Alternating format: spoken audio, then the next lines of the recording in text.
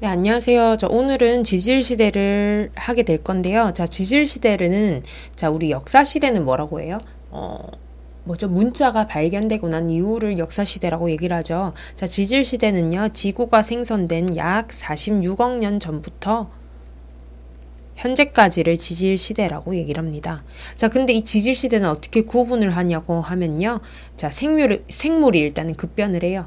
네, 생물이 급변하는 거를 기준으로 하기도 하고, 그 다음에 지각이 크게 변동될 때를 기준으로 하기도 하고요. 그 다음에 기후가 갑자기 급변할 때, 네, 이때에도 지질시대가 구분이 됩니다. 그래서, 그 다음에, 지질시대는요, 크게 어떻게 나뉘어지냐면요. 이연, 가장 큰 단위가 이연이고요. 그 다음이 대, 그 다음에 기, 그 다음에 세. 무슨 기, 무슨 세. 이렇게 나눠집니다. 이때 이연은요. 예전까지는 작년까지만 해도 이연이었는데요. 지금 여러분들 교육과정에서는 누대라고 표현을 합니다. 이연과 누대 다 쓸 수 있는 표현들이니까요. 둘 다 알아주시면 좋을 것 같아요. 제가 지금 이렇게 표를 그려놨었죠. 원래 세로로 이렇게 표현된 표랑 그 다음에 가로로 표현된 표랑 조금 두 개를 다 같이 할까 했는데 여러분들 좀 쉽게 한 번에 하기 위해서 요거를 먼저 가로로 해서 한번 해볼까 합니다. 책에서나 이런 데 나왔을 때는 성캄브리아 시대라고는 안 나와요. 하지만 많이 나올 겁니다. 보면은 시생누대, 원생누대 요런 게 있는데요. 요걸 다 합쳐서 뭐라고 표현을 하냐면은 네, 선 캄브리아 시대라고 얘기합니다. 이때 영어로 얘기를 하면요. 성 캄브리아 시대가 뭐냐면요. 선이 풀이에요, 풀이. 미리 예습한 친구들은 알겠지만 고생대 시작하는 그 기가 뭐냐면 캄브리아기거든요. 캄브리아기보다 앞에 있는 시대라고 해서 프리캠브리안 시대라고도 얘기를 합니다. 근데 지금 여러분들 교육과정에서는 시대가 딱 두 개만 나와요. 우리 46억 년 전인데 책에서 시작하는 거는 보통 뭐냐면 40억 년부터거든요. 요거 한번 해볼게요. 40억 혹은 100만 년 단위로 하면은 4천. 요거는 빨간색으로 할게요. 100만 년 단위는 빨간색으로 표시를 하겠습니다. 네, 40억부터 이렇게 보통 표현이 되는데요. 40억 전에 46억부터 40억까지를 뭐라고 하냐면 하디안이라고 얘기를 합니다. 하디안 이연이라고 얘기를 하는데 하디안 하면은 뭐가 생각나냐면요. 여러분들 아마 그리스 로마 신화 많이 읽었던 친구들은 조금 비슷한 어떤 그리스 신을 찾을 수 있을 거예요. 뭘까요? 하데스예요. 하데스. 죽음의 신이죠. 이때는 아무것도 없었다 해서 하디안 이연이라고 해서 이제 이때 막 달이 형성되고요. 그 다음에 지구의 지각과 멘틀이 형성될 때 이때를 하디언이라고 얘기를 합니다. 그래서 우리가 아는 거는 이제 40억부터인데요. 40억부터 해서 뭘로 나뉘어지냐면 네, 시생, 그 다음에 원생 누대로 나뉘어집니다. 시생 이연, 원생 이연 혹은 시생 누대, 원생 누대로 이어집니다. 이때 시생은요 뭐냐면 영어로는 알키안이에요. 아키안. 그 다음에 원생은요 프로토로조익. 오타 안 나게 프로토로조익인데요. 내가 왜 이 영어를 알려드릴까요? 여러분들 영어 공부하라고 알려드리는 건 아니고요. 아키안이 뭐냐면요. 알키, 이게 최초란 뜻이에요. 최초예요. 뭐냐면요. 이때 시생이연 때 뭐가 나오냐면요. 원래 산소가 거의 없었어요. 산소가 거의 없었는데 시생이연 말에 뭐가 나오냐면 시아노박테리아라는 게 나옵니다. 시아노박테리아라고 얘기를 하고요. 한글말로는 남조류 혹은 남세균이라고 얘기를 해요. 쌤, 남조류가 뭐예요? 버드? 아니요, 조류 그 버드 아니에요. 알지라고 하는 미역 있죠? 녹조현상, 적조현상 할 때 그 조류. 네, 걔네를 남조류, 남 색깔을 띠고 있대서 남조류라고 얘기를 하고요. 통칭적으로는 시아노박테리아라고 얘기를 합니다. 이때 이 시아노박테리아가 보통 이 시생이연 말에 약 25억 년 전에 나와요. 이때 25억 년이 뭐냐면요. 시생이연과 원생이연의 요거 검은색으로 정리됐죠? 네, 25억 년 전, 이때 시생이연과 원생이연의 어떤 그 경계쯤에서 시아노박테리아가 나오게 됩니다. 이때 시아노박테리아는요, 지금도 존재를 하고 있어요. 얘는 표준화석이 아닙니다. 얘는요, 시아노박테리아는 지금도 호주나 이런 데서 존재를 하고 있는데요. 우리 인천에서도 볼 수가 있습니다. 얘는요, 광합성을 하는데요. 광합성을 해서 스트로마톨라이트라는 거를 만들어냅니다. 화석을 만들어내요. 스트로마톨라이트.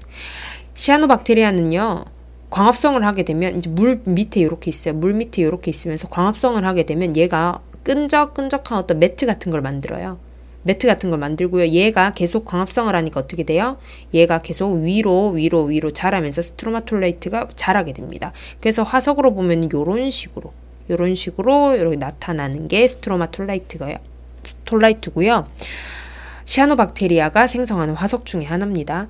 자, 여기서 이제 시생이온에서 이제 시아노박테리아가 형성이 되면서 뭐가 되냐? 해양 속에 산소를 공급하게 되죠. 해양 속에 산소를 공급하고요. 그 다음에 대기 중에 산소를 축적하게 됩니다. 그래서 최초로 어떤 시아노박테리아가 생성이 됐다고 해서 아키안 시대라고 얘기를 합니다. 그러면 원생이온 프로토로조익 한번 봅시다. 프로토라고 하죠. 프로터 이게 뭐냐면요. 이전의란 뜻이에요. 그리고 오조익 하면은 오존 이전이에요. 오존이 형성되기 전의 시대라는 얘기가 됩니다. 자, 여기서는요. 이제 대기 중에 산소가 증가하죠. 왜 증가해요? 시아노박테리아가 만들어졌고요. 이제 계속 번식을 하면서 대기 중의 산소가 계속적으로 시아노박테리아의 광합성에 의해서 산소가 많아집니다. 많아지고요. 네, 그리고 원생이온의 후기에 최초의 다세포 생물이 만들어져요.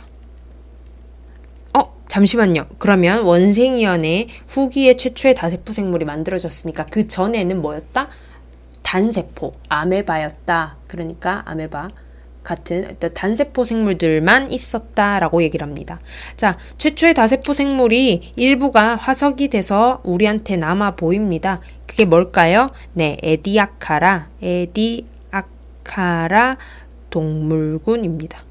에디아카라 지역에서 나왔던 어떤 동물의 군집이라고 해서 에디아카라 동물군이라는 원생이온의 화석이 나오게 되죠.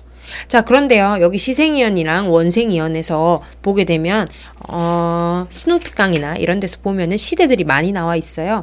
자, 우리 원래 아는 거 고생대, 그다음에 중생대, 신생대 있죠?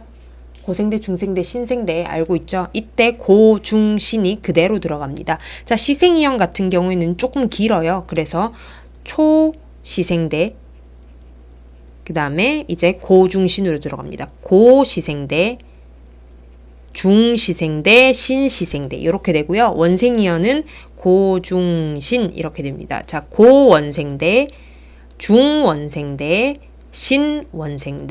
신원생대 이렇게 세 개로 나눠져요. 요거까지는 여러분들이 그냥 뭐 이름 요렇게 붙인다라고 생각을 해주시면 되고요. 요 숫자들 40억 년, 그 다음에 25억 년 요거 알아주시면 됩니다. 자, 원생이온 같은 경우에는요. 자, 언제 끝나냐면요. 고생대가 시작되는 언제일까요? 5억 4,100만 년 전. 자, 빨간색으로 표시한댔죠. 100만 년 단위는 5억 4,100만 년 전. 자, 하나 적어 드릴게요. 자, 5억 4,100만 년. 작년까지는 5억 4,200만이었어요.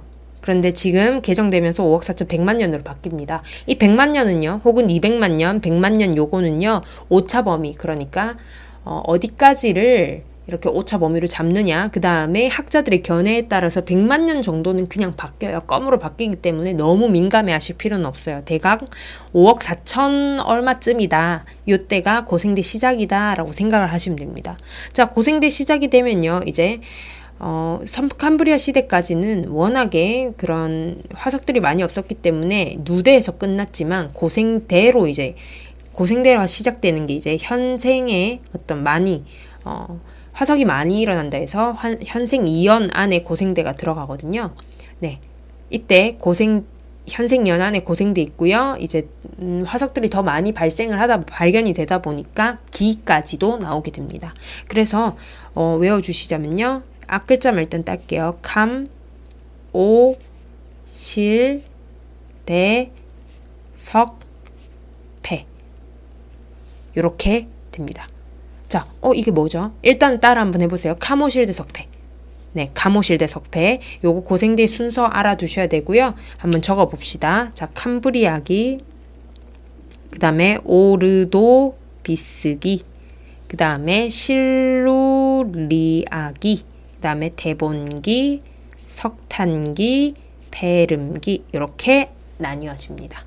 자, 캄브리아기 보세요. 성캄브리아 시대였죠. 캄브리아 이전에 발견된 처음 시대를 해서 성캄브리아 시대라고 나뉘어지는데요. 조사가 계속되다 보니까 여러 개가 나뉘어지면서 이 성캄브리아 시대 안에 시생이언, 원생이언, 하디안 이렇게 나뉘어지게 되는 겁니다. 자, 캄브리아기 한번 볼게요. 자, 고생대의 시작이고요.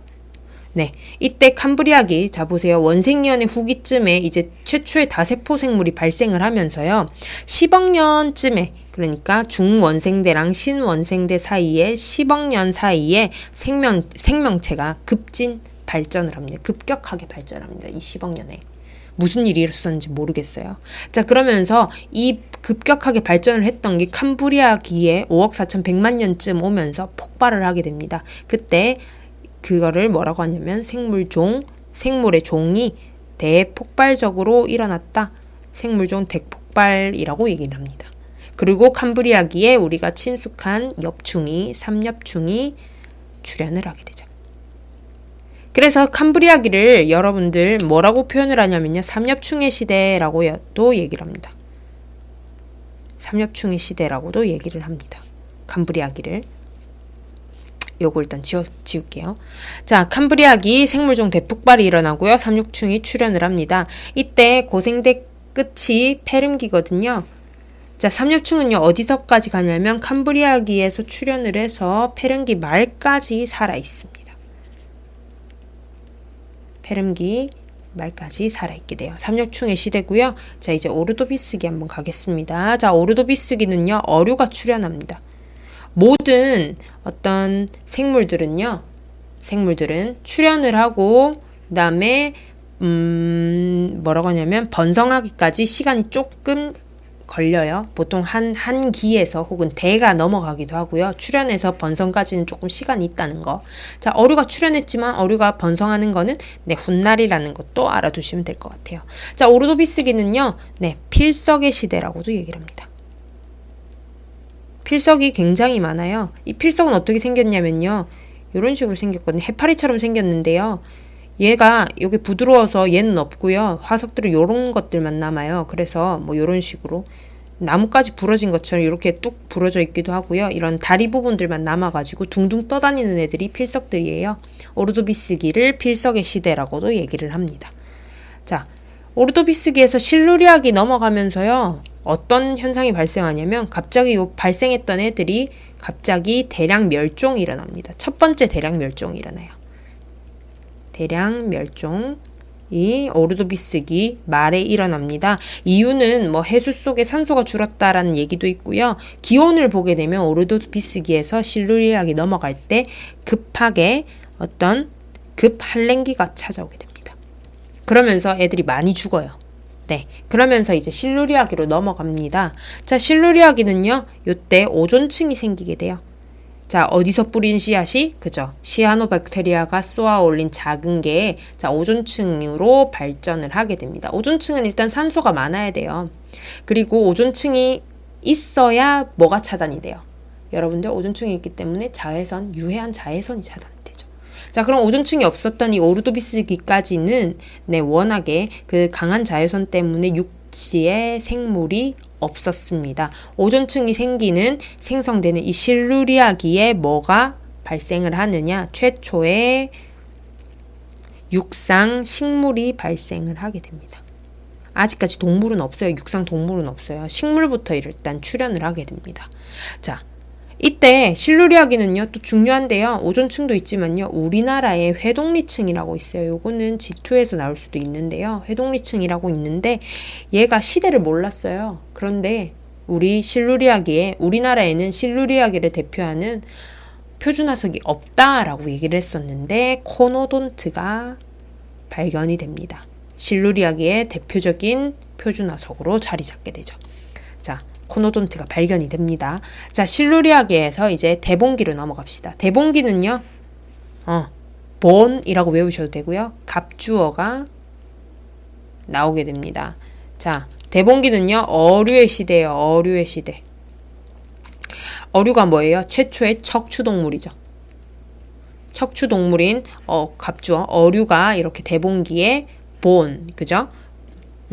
본, 어류가 발전을 하게 됩니다.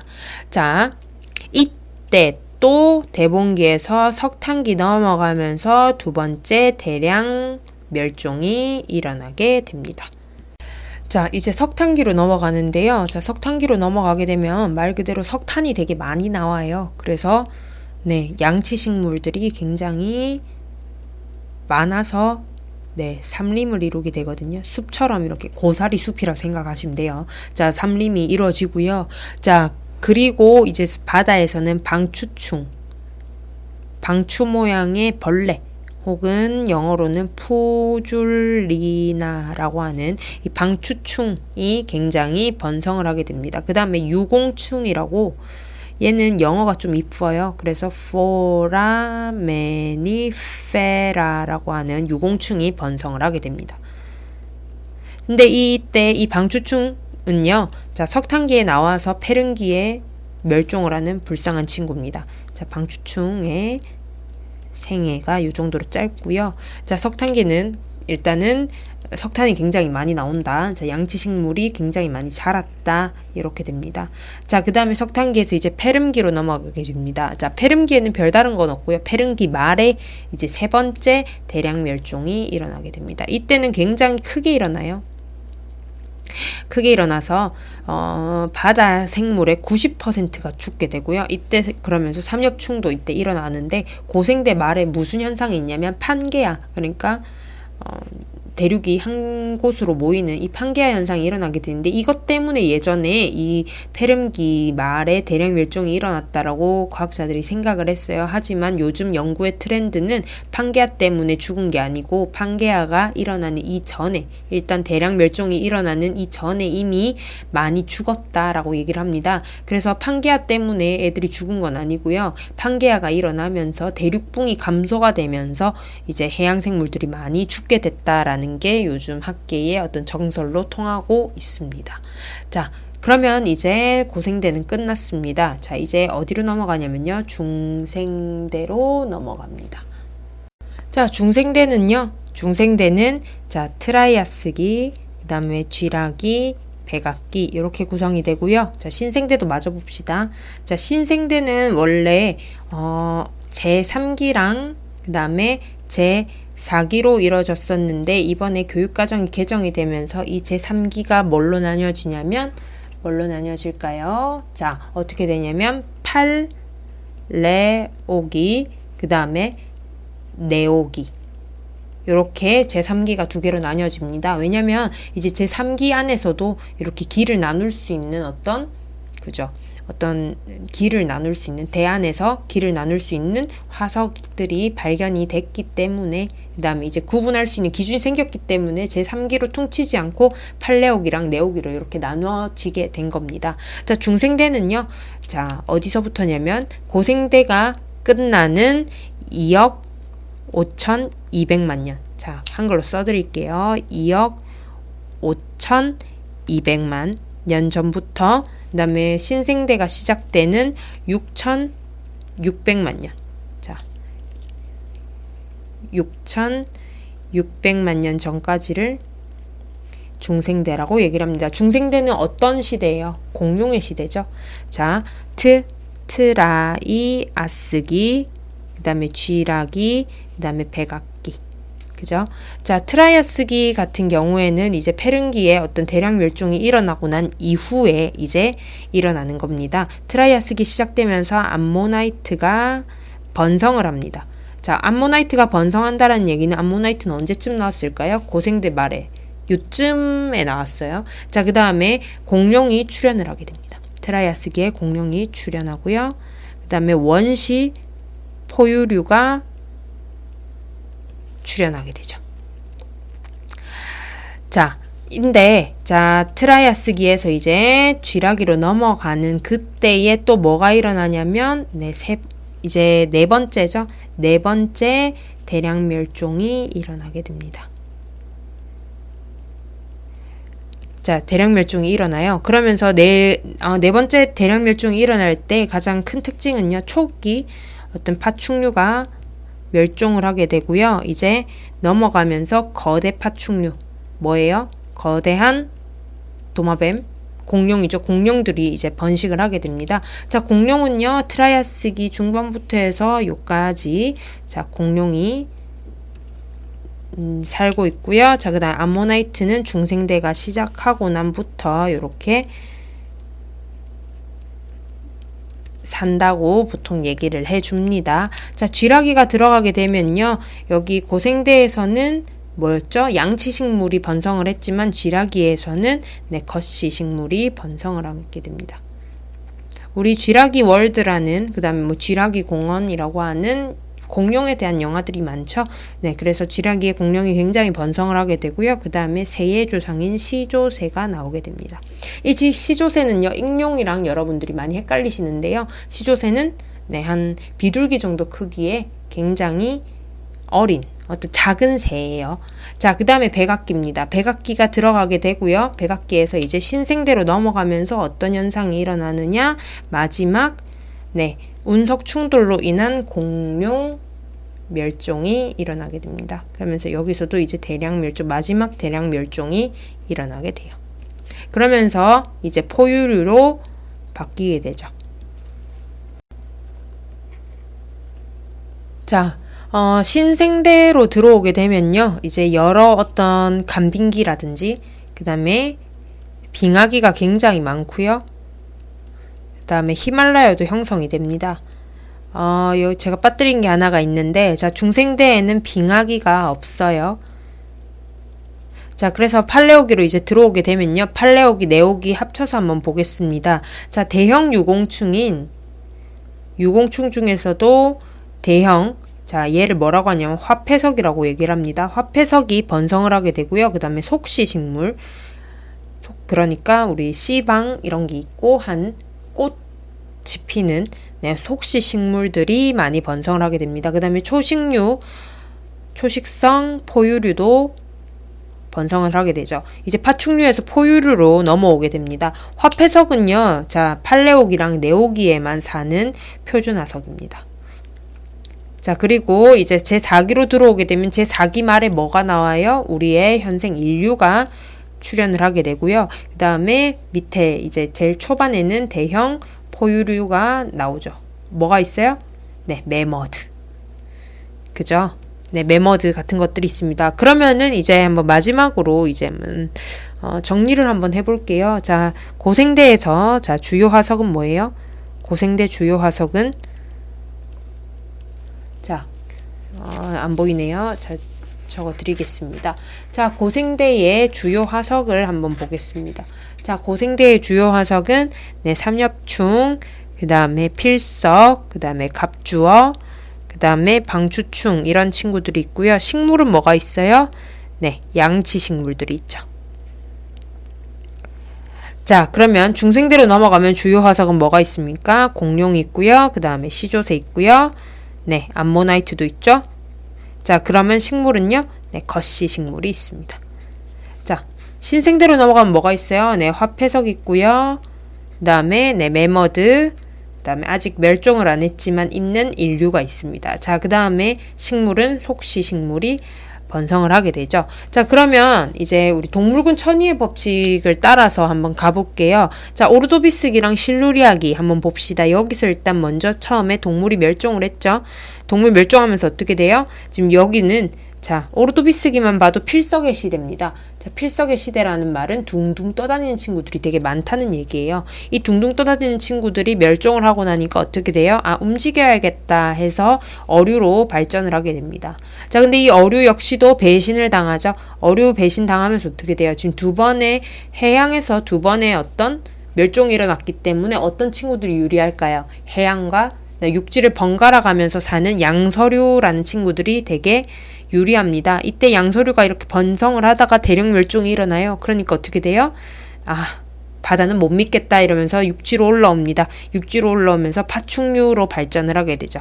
육지로 올라왔는데 이때만 하더라도 원시 공룡, 근데 원시 포유류였기 때문에 굉장히 작은 친구들이에요. 한 번 더 대량 멸종이 일어나면서 어떻게 돼요? 몸집을 키워야겠구나 해서 거대 파충류가 발생을 합니다.